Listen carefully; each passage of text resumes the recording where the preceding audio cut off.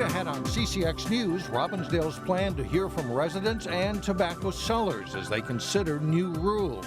And after the City Council has heard from both groups, then we would be considering moving forward with some sort of regulation. Plus, Congressman Keith Ellison focuses on senior issues in a Crystal Town Hall session, and the Red Cross is looking for a few people willing to roll up their sleeves as they declare a blood supply emergency. CCX News starts right now. Hello, everyone, and thanks for joining us. Robbinsdale took a step this week toward the possibility of regulating tobacco sales. The city set a date for a public hearing, a chance for people to share their opinions on whether to move forward with several proposed restrictions. Delane Cleveland explains.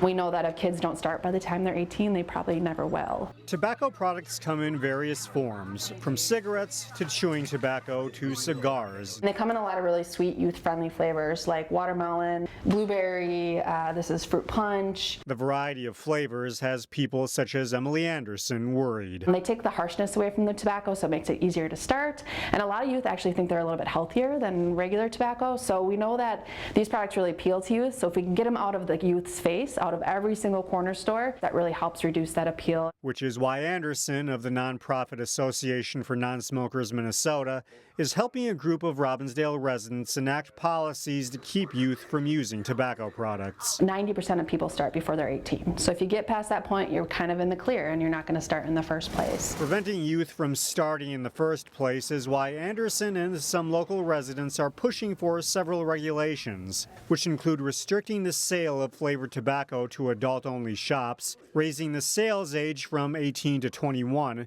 and setting a minimum price of cigars to $2.60. At this point, we really don't know which regulations would be moving forward until we hear from the people. Wednesday night, the Robbinsdale City Council scheduled a meeting for September 5th, where vendors licensed to sell tobacco can weigh in on the proposals. Robbinsdale residents can speak their minds at a public hearing on September 26th. After the City Council has heard from both groups, then we would be considering moving forward with some sort of regulation. City Manager Marcia Glick thinks the council favors the idea of at least setting a minimum price of cigars. Emily Anderson certainly hopes it goes beyond that. This is about saving lives, saving the health care costs, preventing young people from starting to smoke. In Robbinsdale, Delane Cleveland, CCX News. If Robbinsdale approves new regulations on tobacco, they likely would not take effect until next January. The Red Cross is in critical need of blood and plasma, and today they sent out a call for emergency donations. For the past 2 months, blood donations have fallen short of expectations, resulting in 61,000 fewer donations than usual. We caught up with the Red Cross Bloodmobile in Maple Grove today. Many people go on vacation, and the Red Cross loses high school students who would normally donate on a regular basis. The organization says they need donations of all blood types. What's going to happen is that it may delay some patient care in the hospitals. Right now, they're saying that there's about less than 5 days inventory on the shelves, which means the hospitals, it's going out to the hospitals faster than the donations are coming in. Later this month, there's a blood drive at Osseo City Hall and at 3 different locations in Plymouth. And you can call the Red Cross at 1-800-RED-CROSS to find out more about times and locations. Congressman Keith Ellison was in Crystal today meeting with senior citizens about Medicaid and Social Security, among other topics. Eric Nelson joins us now with more. Eric? Yeah, Alex and Mike, the lunch gathering took place at Heather's Manor in Crystal, and this is something Keith Ellison does periodically, so he can try to get a pulse on issues affecting seniors. One of the dominant topics was the future of health care in the U.S. Seniors are nervous as a group. And I would say the reason why is because, you know, the largest source of long-term care in our country is probably Medicaid. And in the healthcare debate, Medicaid will be substantially cut if the American Health Care Act, which is the Republican version, gets passed. Now, Congressman Ellison also got into other topics during the powwow. He had a captive group in Crystal and wanted them to know that he shares their concerns about Social Security, cost of living adjustments, and other topics. Ellison says that most seniors are very engaged and that they want to be informed about issues around the U.S. and the globe. Seniors are concerned about transportation. They're concerned about, America's standing in the world. And as I mentioned before, seniors are the generation that cares about everybody. Now, if I go to a college campus, they're going to want to talk student debt, minimum wage, issues like that. Talk to seniors, they want to talk about that and their issues. Ellison told CCX News that many seniors he visits with are concerned about youth policy issues. Ellison also said that seniors vote more often than their younger counterparts. Alex and Mike? All right, Eric, thank you. Robbinsdale residents concerned about the safety of a four-way intersection in their neighborhood took action and got results. The residents are concerned about the intersection of Abbott Avenue and 38th Avenue, which is currently controlled by yield signs. They petitioned City Council for stop signs after witnessing cars roll through the yield signs, seeing accidents happen, and concerns over poor visibility. One resident said it is especially concerning since it's an area with school bus stops. There are children standing at these corners, and I watch them every day. Cars fly by them as they're sitting there waiting for their buses, and it's completely unacceptable, and I often yell at them because I stand there with the children to make sure that they are safe. While the city's study of the area did not find excessive speeds or exceedingly high traffic volumes, the City Council took into consideration the residents' concerns and approved the installation of 4 stop signs at the intersection later this month. Well, if you're traveling anywhere in Minnesota the next couple of weeks, there is a reminder from the Department of Public Safety about speeding. A statewide extra speed enforcement and awareness campaign starts on Friday and runs for 2 weeks. Expect to see your local police running radar on busy freeways as well as city streets.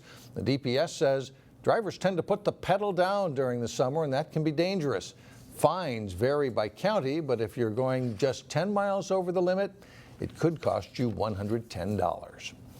Still ahead on CCX News, we'll go in the garden to check on storm damage that you may not have noticed. Plus, young hockey players in Plymouth sharpen their skills over the summer months. But first, sunny and a little more comfortable on Friday with highs in the low 80s. Your AccuWeather forecast is next. Welcome back. Recent hailstorms, of course, ripped through the area about 3 weeks ago, but some homeowners are just now noticing that there was damage done to trees. Reporter Sonia Goins goes in the garden now to show us what you can do with troubled trees and what you should not do. This is Brooklyn Park. The June 11th storm packed a powerful punch, damaging homes, plants, and trees. These trees are shocked because of the way the weather's been. Huge divots can be seen on fruit, leaves, and branches. Look at this one. It looks just like a bug hole. It looks like something had eaten it. The folks at Line Greenhouse and Nursery say they're getting many calls from people who are wondering if the small holes are caused by bugs. It looks more tattered and they look brown, so it looks, now they're thinking it's got bugs when it doesn't. Hurt or damaged trees can take a lot of time to heal. Unlike trees, once they get a cut or a sore, they don't heal over. They're going to always be damaged until fall. The bad news is there isn't much you can do to fix hail-damaged trees. The leaf is not going to get better. It's always going to look like this. The fruit is going to look like this, but know that the buds are good on there. The buds for next year are good. And whatever you do, don't take the damaged leaves off. If you take the leaves off, what's going to happen is this bud that's here, that's supposed to be there for next year, will end up starting to leaf out. So in turn, the bud that's supposed to be used up for next year will be used up this year, and it's going to stress the tree more. Experts recommend watching a damaged tree and making sure it gets enough water. You may also want to apply a root stimulator or fertilizer. You don't want to over-fertilize because that's going to cause it to grow out and possibly grow out the buds for next year. In Maple Grove, Sonia Goins, CCX News.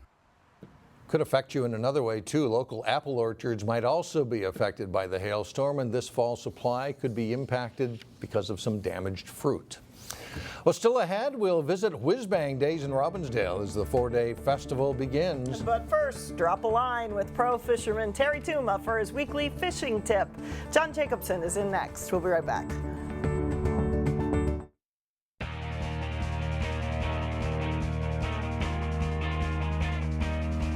I'm John Jacobson with sports. St. Michael Albertville fielded a strong high school baseball team this spring, losing to Maple Grove in the Section 8-4A final. STMA looked sharp though Wednesday. The Brooklyn Park Pirates hosted St. Michael Albertville in Legion Baseball, and the visitors get on the board early. Travis Brown goes opposite field. The long drive to left that bounces to the fence. Lucas Leyland and Marcus Krupke score for a 2-0 lead in the first. Same inning, and Ethan Corbell Valgoa grounds a hit that gets through the middle. Brown trots in for a 3-0 lead. STMA would be up 5-0 after half an inning. Top of the second inning, Krupke bounces a hit into left. Kyle Hayden scores, and it's 6-0 St. Michael Albertville. In the third, Alex Wild loops one that drops into left for a hit. Hayden comes home to make it 7-0. Brown drives the ball right at the center fielder, but it's easily deep enough to score Wild on a sacrifice fly. STMA gets 3 more in the third, and they take a 9-0 lead. Brooklyn Park doesn't get much offense, but some good outfield play here. Mason Clem with a nice running catch on the sinking liner in the fifth. And Clem handles another difficult chance later in the inning, running this one down for an out, but it's St. Michael Albertville scoring a 13-0 win in 6 innings. On steamy days like today, being on an ice rink doesn't seem like such a bad idea. As Jay Wilcox reports, young hockey players are honing their skills in Plymouth this summer.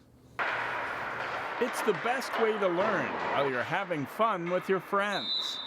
We're working on a lot of edges and like getting open for passes, not just standing around. Body control, like skating stride, and like how to like take a check instead of like being afraid of getting a check. Then if you're afraid, you're most likely going to get hurt, so you don't want to be afraid. This group of Wayzata second-year Pee-wees is skating together as part of the Acceleration Northwest program at Plymouth Ice Center. Summer hockey is important because it can get you really ready for the season. It can get you much better, practice a lot, and you can make the best team you wish you could make. Yeah, so Acceleration Northwest obviously is a training facility for athletes. It's connected to the rink here. So we have an on-ice, off-ice program. Typically the kids will skate 2 times a week. And then they'll head over and do off-ice in the training facility. The Wayzata High School coaches are doing the teaching, and the young players like their style. They're just good at teaching us new stuff that we need to work on, and I don't know, they're just nice about it. They don't get mad. The Wayzata High School coaches are really fun. They really like help you out. They don't just sit and relax and just see how they how you not doing it correct. They help you get it correct so you can get better. There are a lot of choices for summer hockey programs. The kids say it doesn't get old being on the ice. No, there's not ever too much hockey. It's always fun to go out here and skate. You know, it's something that I try to tell parents a lot is not to sign them up if they're not excited to come here. Hockey is supposed to be fun. That's by far the most important thing. Jay Wilcox, CCX Sports. Thanks, Jay. Knowing your lake and what kind of fish that body of water holds can make a big difference in how many fish you might catch. Here's Terry Tuma with this week's CCX Media Fishing Tip. Had several questions to ask about how should I fish a new lake. Well, first of all, what we really need to do is take a look at that lake, get a DNR survey, the netting results, the stocking programs, the water clarity, the depth of the lake, and you can get that on the DNR website. That's going to provide all that information. Then obtain some sort of a map, if it's going to be GPS wise or from the DNR again, so you have a sort of a starting point, if you will, and then look for specific structures, weed edges, and so forth. Once you launch your boat, then take and go out and try to look for weed edges, specific structures. Maybe there's points, what kind of a bottom content is there, along with that, what kind of weeds are there, what is the water collector when you actually get out on the lake, and how about the size of the lake. These are all factors in us determining how and where we should start to fish. The other thing too, if it's a big body of water, then don't try to take a look at the whole body of water, the whole lake, but crisscross it, maybe divide it in half or in quarter section, trying to pick out specific locations, if you will. And then don't be afraid to run the center part of the lake to see what kind of are there any edges out there. These are all factors that are going to help us locate fish and have some great fishing success on a brand new lake. Be sure to tune in next week for another tip right here. Thank you, Terry. That's it for sports. Mike and Alex, back to you. All right, thanks a lot, John. An annual summer tradition is now underway in Robbinsdale. The 69th Whiz Bang Days began today and runs through Sunday, and there are plenty of things to check out, including lots of food and drink options. The Robbinsdale Lions Club is once again cooking up outdoor meals. And get this, the Bistro on Broadway, they call it, will sell about 1,400 hamburgers, hot dogs, and brats, all of which is donated by Hackmuller Meats. This is a big event for the Lions Club and is their major fundraiser. It really is. I think it's a chance for everybody to kind of come outside, see who they want to see, be with who they want to be with, and have just outstanding, excellent, great food. And it's all for charity. I mean, it all helps us in our fundraising. And we see the city workers, we see almost all the major employers in Robbinsdale break for lunch. Robbinsdale Lions Club starts prepping for Whiz Bang Days about 3 weeks before the event. Up next, celebrating summer in Minnesota. The sky's clear just in time for a beach party at Elm Creek Park. We'll take you there in just a moment. Well, these are the warm days we wait for all winter. That is true, and many made the most of it of this hot, steamy day at the beach at Elm Creek Park. So 1, 2, 3, go! And the minnows are off to the races. The minnows are among several different live animals brought to the beach by the naturalists from the Eastman Nature Center. The annual event features leeches as well, and tadpoles and turtles too, for kids to get a close-up view.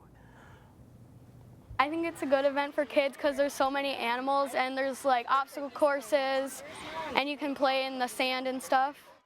The Kids Beach Party is a way to bring exposure to the Eastman Nature Center, which is also located in Maple Grove's Elm Creek Park Reserve. And that does it for us. Thanks so much for joining us. As we say goodbye, a taste of the music that thousands of people enjoyed Wednesday night at Music in Plymouth. This is the Okie Dokie Brothers. Enjoy. Yeah!